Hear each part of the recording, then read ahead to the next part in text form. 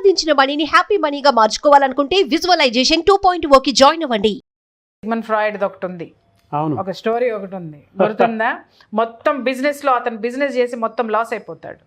Loss అయిపోయిన తర్వాత ఇంట్లో భార్య డిప్రెషన్తో కూర్చుంటుంది, అతను కూడా కొన్ని రోజులు డిప్రెషన్లో ఉంటాడు. తర్వాత వన్ ఫైన్ డే అతని యొక్క అంతరాత్మ అతన్ని మేల్కొల్పుతుందన్నమాట. తను మోటివేట్ చేసుకుంటాడు, లేస్తాడు, ఫ్రెష్గా రెడీ అవుతాడు, నీట్గా రెడీ అవుతాడు. భార్య కూడా చెప్తాడనమాట, నీట్గా రెడీ అవ్వానంటే ఎక్కడికి వెళ్తున్నామండి ఏంటి అనంటే షాపింగ్కి వెళ్తున్నామనంటే పిచ్చెక్కిందా, జేబులో రూపాయి లేదు, షాపింగ్కి ఎక్కడి నుంచి తీసుకొని వెళ్తాడు అని అంటే లేదు నువ్వు రెడీ అవ్వాను. కానీ పాపం ఏమలే భర్త చెప్తున్నాడు కదా అని రెడీ అయింది, వెళ్ళిన తర్వాత కాస్ట్లీ జ్యువెలరీ షాప్కి తీసుకెళ్తాడు అనమాట. జ్యువెలరీ షాప్కి తీసుకెళ్ళి నీకు ఏమేమి కావాలో అవన్నీ నోట్ చేసుకో అంటాడు. ఏ జ్యువెలరీ కావాలో కాస్ట్లీయెస్ట్ జ్యువెలరీ నోట్ చేసుకో అని చెప్తాడు. పిచ్చోడిని చూస్తుంది అనమాట ఆవిడ. అరే ఏంటిది పిచ్చే కింద మొత్తం పోయి రోడ్డు మీదకి వచ్చేసాము, ఈడేందో కాస్ట్లీ అన్నీ రాసుకోమని చెబుతున్నాడు. అయ్యో నా మొగుడికి ఏదో మైండ్ దొబ్బిందబ్బా, ఏదో అయింది, వీడిని అర్జెంటుగా పలానా సైకాలజిస్ట్ దగ్గరికి అయితే మాత్రం తీసుకొని పోవాలా, అర్జెంటుగా చూపించాలా అనుకుంది.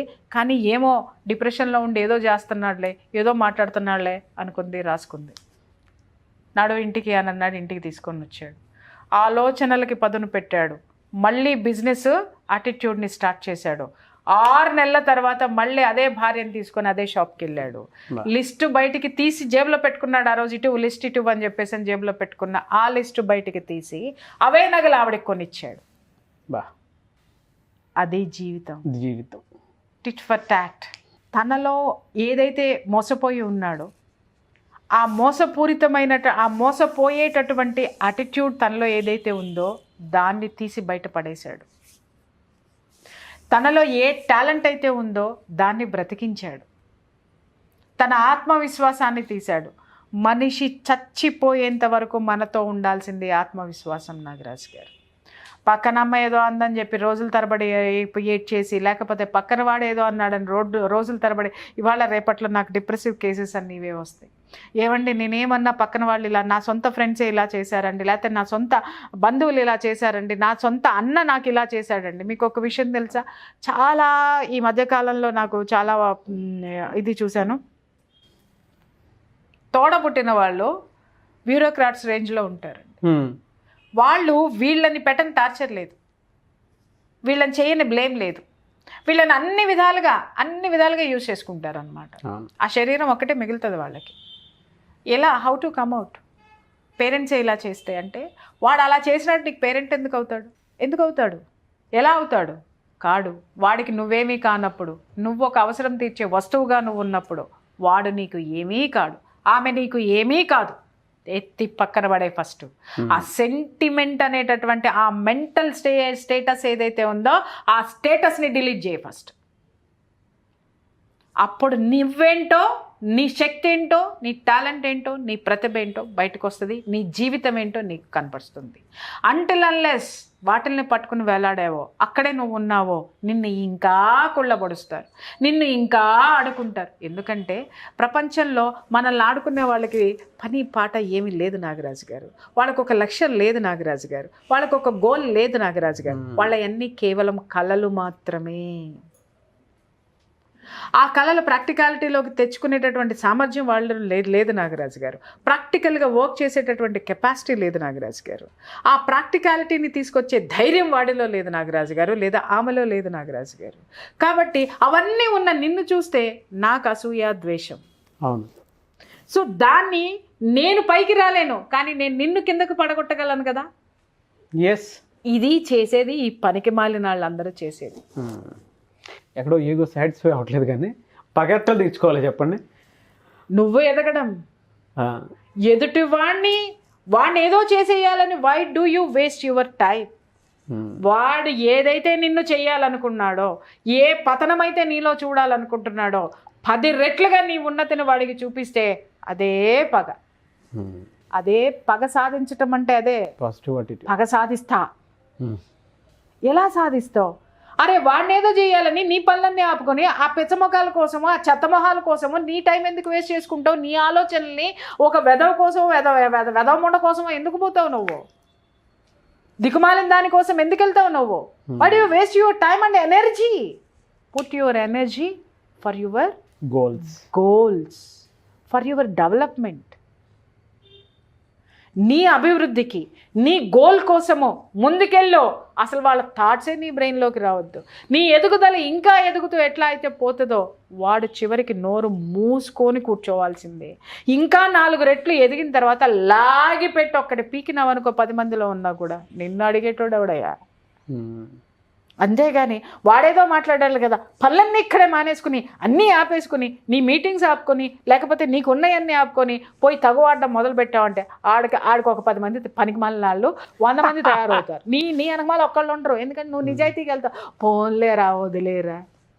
పోనీ ఎవరన్నా చెప్పి ప్రియా చౌదరి నా మీద ఇలా చేసిందంటే నేనేంటో తేల్చుకుందాం అనుకుంటున్నాను కానీ అందరూ ఏమంటారండి, నోరెక్కువ బాబు, ఎందుకు వచ్చిన వాళ్ళు ఆవిడతో పెట్టుకుంటావు. అక్కడ కూర్చొని ఏదైనా ఛానల్లో కూర్చొని నీ గురించి నా గురించి మాట్లాడింది అనుకుంటే మన ఛానల్ పరుగు పోతుంది, మన పరుగు పోతుంది. నోరు మూసుకొని కూర్చొని నాకు రాదు, వదిలే అంటారు. బట్ నువ్వు చేయాల్సిందేంటి, నీ పని నువ్వు చేసుకుంటూ నన్ను ఎక్కడ కట్ చేయాలో కట్ చేసి అవతల బారాయి.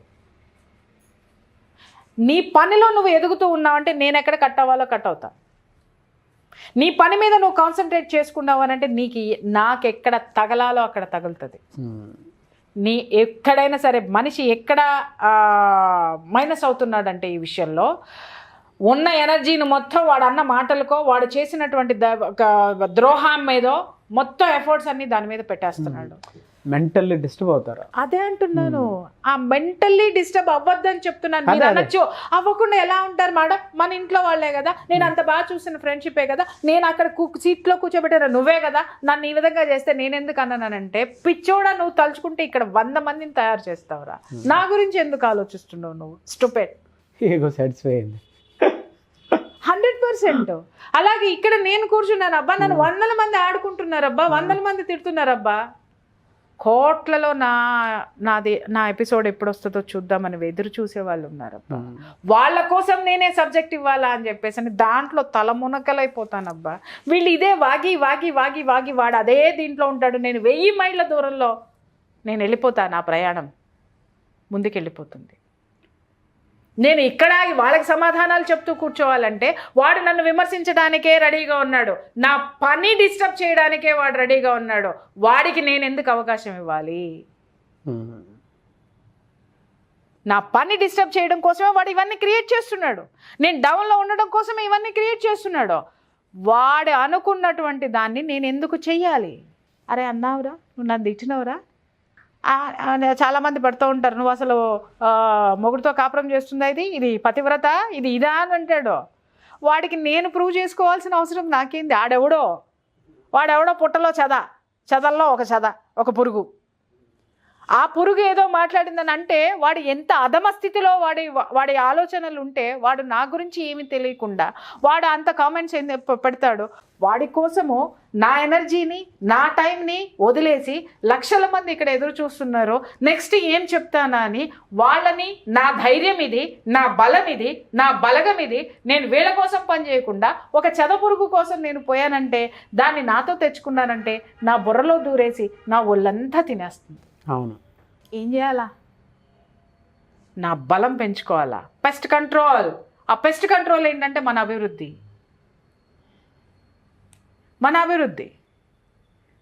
అయిపోయింది. అంతే. మనం పట్టించుకోవద్దు. మనల్ని డిస్టర్బ్ చేస్తున్నారు, మనల్ని మాట్లాడుతున్నారు. ఇలాంటి డిస్టర్బెన్స్లో నేను భయంకరంగా ఎదుర్కొన్నాను నాగరాజు గారు. మీకు తెలియనివి కావు కదా. నేను కనీసం సబ్జెక్ట్ చెప్దాము అని అనుకునే టైంలో నాకు ఫోన్లు వచ్చాయి. నన్ను ఏవేవో అనేవాళ్ళు, ఎంతో చేసేవాళ్ళు. అదేమంటే నీ మంచి కోసమే చెప్తున్నామమ్మా, కానీ నేననే దాన్ని ప్రతి ఒక్కళ్ళ మంచి కోసం ఒక్క నెగటివ్ కూడా నేను మాట్లాడకుండా, నేను పాజిటివే మీ జీవితాల్లో మాట్లాడి నేను మీకు సహాయపడ్డానే. పాజిటివ్నెస్లోనే నేనున్నానే. నా పాజిటివ్ మీద దెబ్బ కొట్టిన రోజున కదా నేను మీరేంటనేది నేను మాట్లాడింది. నేను మీరేంటనేది నేను గుర్తించి నా పని మీద నేను కాన్సన్ట్రేట్ చేసుకుంది. అది ఒక్కటే. మన జీవితం మనకి గుణపాఠాలు నేర్పాలి తప్ప నేర్చుకుంటూ పోవడమే జీవితం అంతా. పేజీలు చించకండి. పుస్తకం చించకండి. ఒక పేజీ మీకు నచ్చలేదు, ఒక పాఠం రాలేదు కదా అని పుస్తకం మొత్తం చించేసి క్లాసు ఎగ్గొట్టి కూర్చుంటే నిరక్షరాస్యుడు అవుతావు నువ్వు. ఆ పేజీ ఆ ఒక్క మార్కు వదిలే. ఉన్న 100 మార్కుల్లో 5 మార్కులు క్వశ్చన్ రాలేదు, 20 మార్కులు క్వశ్చన్ రాలేదు. 20 మార్కులు ఎక్కువే కావచ్చు, కానీ 80 మార్కులు ఉన్నాయి. మర్చిపోయినావా? బిట్ పేపర్ ఉంది, తర్వాత బిట్ పేపర్లో బోల్డ్ మార్కులు కొట్టొచ్చు, 20 మార్కులు బిట్ పేపర్లో 30 కొట్టొచ్చు నువ్వు కరెక్ట్గా నువ్వు నాలెడ్జ్ మీద కాన్సన్ట్రేట్ చేస్తే. ఒక్క రాని 20 మార్కుల క్వశ్చన్ కోసం 80 మార్కుల్ని ఎందుకు నువ్వు డిస్టర్బ్ అవుతున్నావు? వదిలే. 80 కోసం ట్రై చేయి, కొట్టు గోల్, కొడతావు, డెఫినెట్గా కొడతావు. వాళ్ళు కూర్చున్నదే మనల్ని డిస్టర్బ్ చేయడానికి. మనం వాళ్ళని ఎందుకు గెలిపిస్తున్నాం? వాళ్ళని పట్టించుకోవద్దు. వీలైతే ఆ ప్రదేశం నుంచి మారండి, వీలైతే ఆ మనుషుల్ని దూరంగా పెట్టండి, ఇంకా వీలైతే మిమ్మల్ని మీరు మేక్ ఓవర్ చేసుకోండి. డెఫినెట్గా మీరు చెప్పినట్లు ఫస్ట్ అయితే life is what we make it. Change yourself, everything. Thank you so much Priya Chaudhary garu. Thank you. Suman టీవీలో మీ పర్సనల్ అండ్ బిజినెస్ ప్రమోషన్స్ కోసం కింది నెంబర్కి కాంటాక్ట్ చేయండి.